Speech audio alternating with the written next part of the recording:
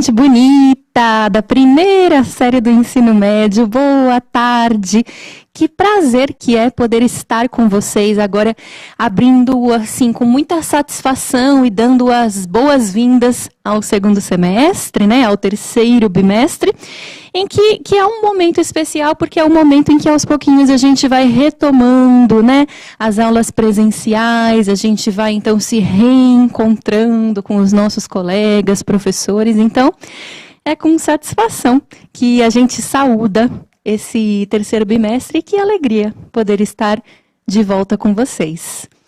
Hoje, pessoal, na nossa aula de filosofia, a gente vai conversar sobre um tema que, assim, é muito caro a vocês, que é o tema da juventude. Então, vejam aí na tela o título da aula de hoje. Juventude é só uma palavra? É a partir desse questionamento, então, que a gente vai conversar, tá bom? Antes da gente começar efetivamente o nosso encontro de hoje, eu quero mostrar para vocês, para a gente poder se organizar, quais são as habilidades que a gente vai trabalhar no decorrer desse terceiro bimestre, tá bom? Então, vocês podem ver aí que são 4 habilidades com as quais trabalharemos aí no decorrer desse terceiro bimestre. Eu vou deixar essa tela uns segundinhos para vocês, quiserem tirar print, os professores, tá bom? E, como vocês já puderam ver, então, a habilidade que a gente vai trabalhar na aula de hoje é essa que vai aí na tela e que diz assim: analisar a produção de diferentes territorialidades em suas dimensões culturais, econômicas, ambientais, políticas e sociais, no Brasil e no mundo contemporâneo, com destaque para as culturas juvenis, certo? E o objeto do conhecimento, as concepções de infância, juventude e velhice na tradição filosófica e as suas problemáticas no Brasil contemporâneo, a renovação cultural e ética e os valores da cultura juvenil. Beleza? Vamos nos organizar. Esta aula se chama Juventude é só uma palavra? E, dentro dessa mesma habilidade de hoje, como vocês sabem, as habilidades são sempre divididas numa sequência de 2 aulas, tá? E aí, na semana que vem, nós teremos a aula Juventude, Conceito em Disputa. Essas 2 aulas juntas formam essa sequência desta habilidade que nós acabamos de ver aí na tela. Beleza? Vamos juntos, então, vamos começar, vamos dar o pontapé inicial aqui da nossa conversa, das nossas reflexões. Eu quero começar mostrando para vocês 2 definições, né, coloquemos assim, a respeito da juventude. Então, se a gente pergunta para a Organização Mundial de Saúde, para a OMS, a gente chega e fala assim, vamos lá, OMS, como é que você definiria a juventude? Eles diriam o seguinte: olha, juventude é uma categoria sociológica que representa aí vamos juntos, ó, período de preparação para os jovens assumirem o papel de adultos na sociedade. E corresponde ao período de 15 a 24 anos de idade. Então, aqueles alunos que estão assistindo agora, que já têm aí 15 anos, eles já são considerados jovens, de acordo com a Organização Mundial de Saúde, de acordo com a OMS.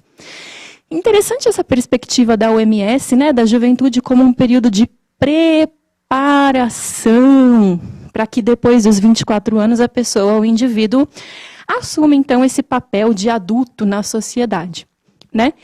Agora, se a gente chegar aqui no Brasil, se a gente chegar para a Política Nacional de Juventude Brasileira e perguntar, fizer a mesma pergunta, ó, o que é juventude, o que é ser jovem, né? Olha o que eles vão dizer para a gente na tela. Jovem é todo cidadão da faixa etária entre 15 e 29 anos, beleza? Só que essa faixa etária se divide em 3 grupos. Então, a gente tem aí, de 15 a 17, são os que a Política Nacional de Juventude Brasileira designa como jovens adolescentes. De 18 a 24, eles chamam de jovens, olha que designação engraçada, né? E de 25 a 29, os jovens adultos. Portanto, muitos dos que estão nos assistindo agora, dentro dessa política, seriam considerados jovens adolescentes, alguns certamente jovens jovens, né? E cada uma dessas faixas etárias, então, tem as suas próprias características aí, de acordo com a Política Nacional de Juventude. Certo? Mas isso, assim, falando oficialmente, né? Os documentos oficiais. Agora, vamos pensar um pouquinho aqui nós mesmos juntos. Veja uma perguntinha que vai aí na tela. Na sua opinião, há mais vantagens ou mais desvantagens em ser jovem? Aí, gente, em 30 segundinhos, vocês vão me responder assim no chat. Pro, eu acho que tem mais vantagens. Pro, eu acho que tem mais desvantagens. Vocês não vão me dizer o porquê. Só me digam se tem mais vantagem ou mais desvantagem, beleza? 30 segundinhos, a gente já se vê.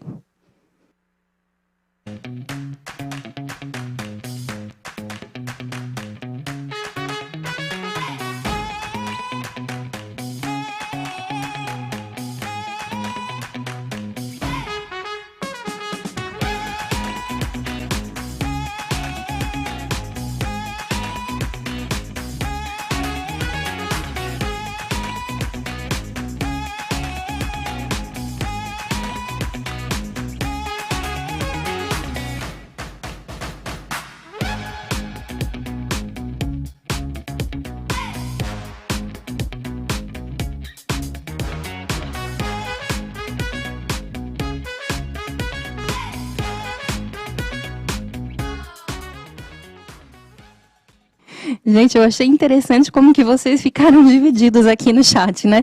Então, começou assim, os primeiros segundos, o pessoal dizendo assim, olha, com certeza tem mais desvantagens em ser jovem. E depois, quando eu estava acabando o tempinho de interação, eu já fui encontrando aqui, ó. Acho que tem o Matheus, aluno da Pro Roberta, né? Acho que tem mais vantagens do que desvantagens, né? A professora Creuza disse para a gente que ser jovem tem muitas vantagens, né? Então, esse é um negócio para a gente pensar, né? As desvantagens e as desvantagens de ser jovem. Pensando em jovem, né, como essa categoria que a gente viu aí definida tanto pela OMS quanto pela Política Nacional da Juventude Brasileira, né? Agora que vocês me responderam, se vocês acham que tem mais vantagens ou mais desvantagens, eu vou fazer uma outra perguntinha. E agora sim, ó, pensem aí, agora sim, quais são, então, as vantagens e as desvantagens de ser jovem? Não precisa trazer, assim, muitas, né? Se vocês conseguirem trazer aqui para a gente conversar uma vantagem e uma desvantagem, já está perfeito, a gente já tem material, dá pano para manga. Um minutinho, 1 minuto e meio. Combinados? A gente já se vê.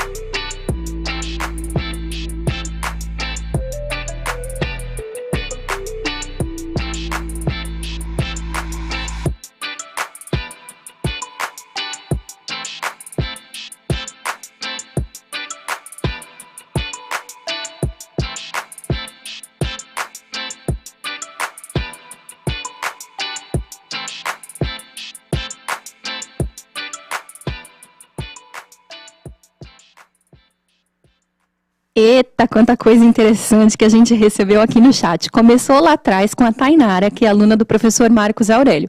Ela falou assim, gostei, ela falou assim, o problema de ser jovem é a pressão Eita, mas como que o jovem é pressionado, né, gente? Eu concordo. Eu me lembro quando eu tinha a idade de vocês, essa faixa etária de vocês, eu me sentia bastante pressionada também. Mas a Tainara continua a resposta dela e diz assim, o problema é a pressão, porque o resto, na minha opinião, é só sucesso de ser jovem, né?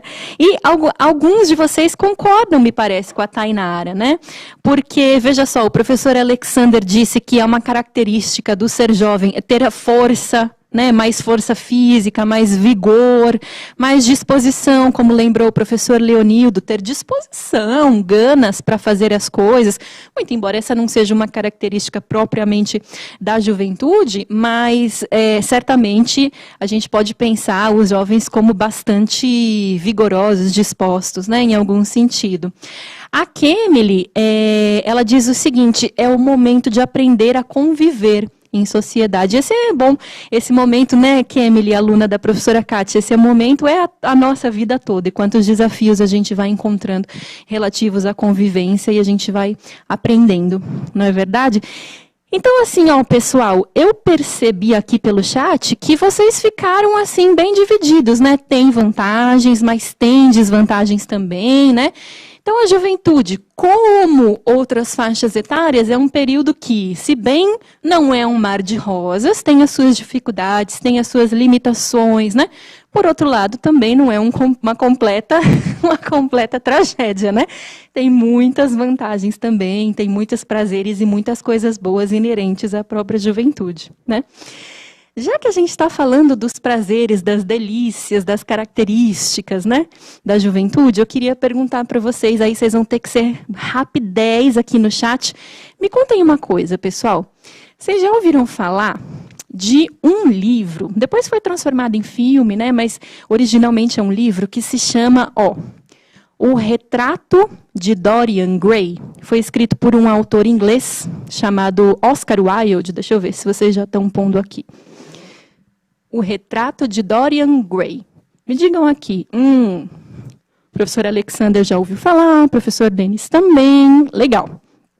Então, pessoal, eu vou contar, assim, resumidamente, a história, né, do Dorian Gray. E aí eu queria que a gente pensasse juntos. Se tem alguma visão sobre juventude embutida ou por trás, né, desse livro, O Retrato de Dorian Gray. Então, a história é mais ou menos assim.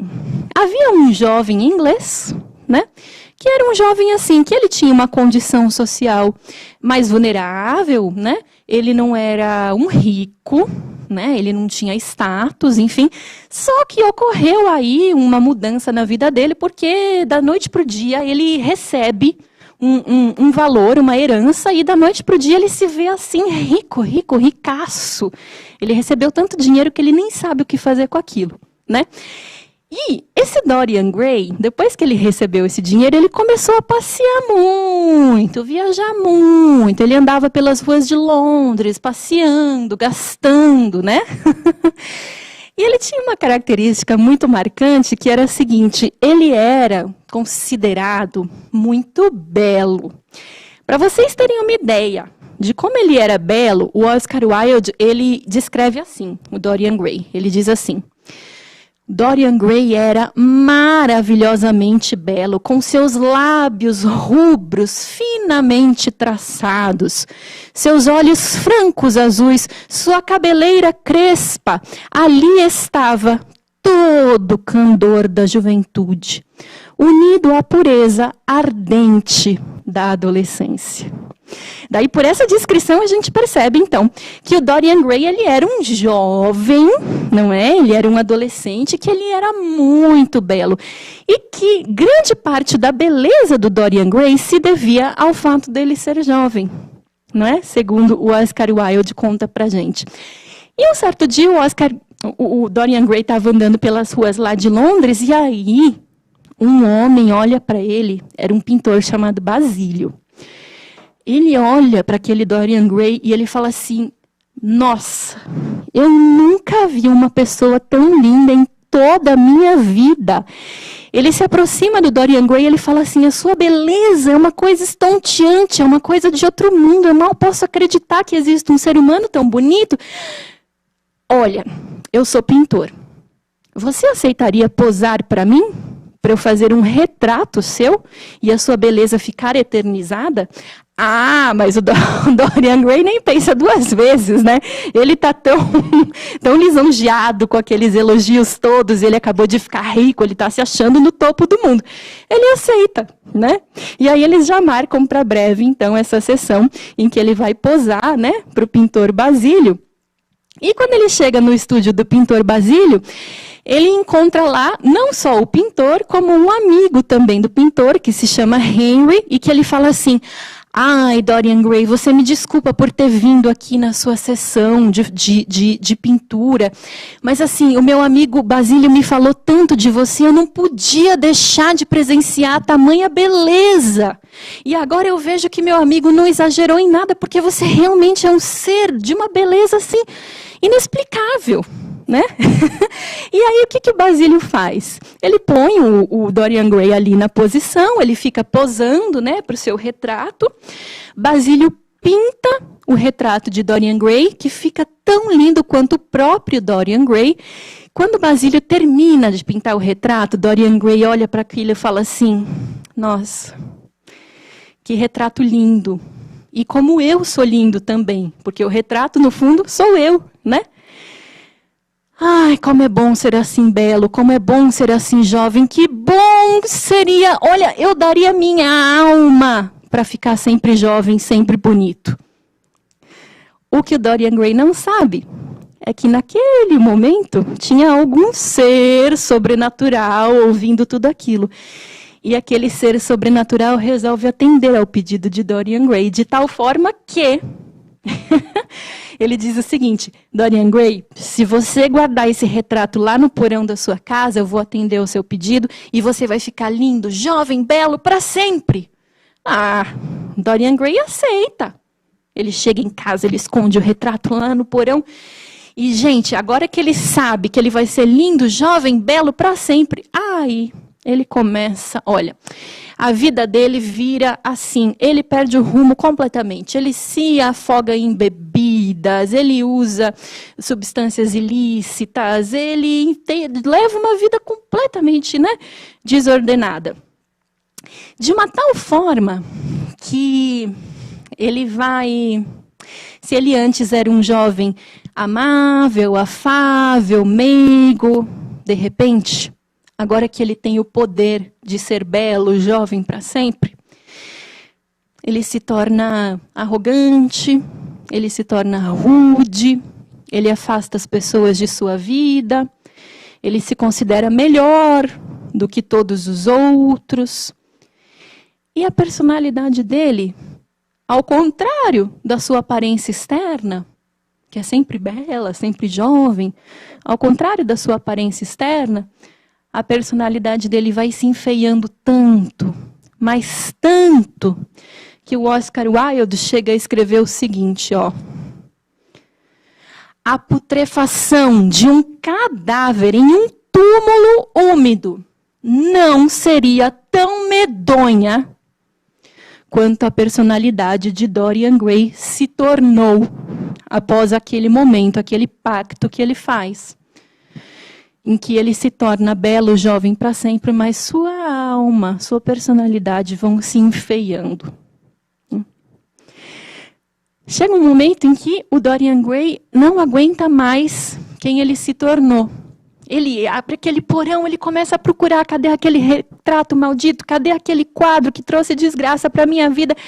Ele acha o quadro, ele pega uma faca, ele rasga o quadro inteirinho com a faca. E no momento em que ele rasga o quadro inteirinho com a faca, ele cai no chão. E todo o peso da idade, dos anos, se abate sobre ele de uma vez só.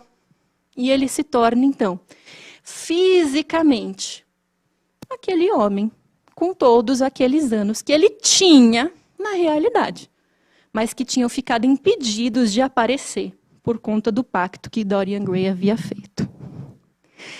Aí, gente, eu queria saber de vocês o seguinte: será que nessa obra do Dorian Gray, né, que foi escrita, vejam aí na tela, por um escritor irlandês, né, o Oscar Wilde, Será que essa obra, o retrato de Dorian Gray, ela traz alguma ideia sobre juventude? O que vocês acham? Será que o Oscar Wilde queria fazer a gente pensar em alguma coisa sobre juventude com essa história? Vamos pensar juntos? Um minutinho, a gente já se vê.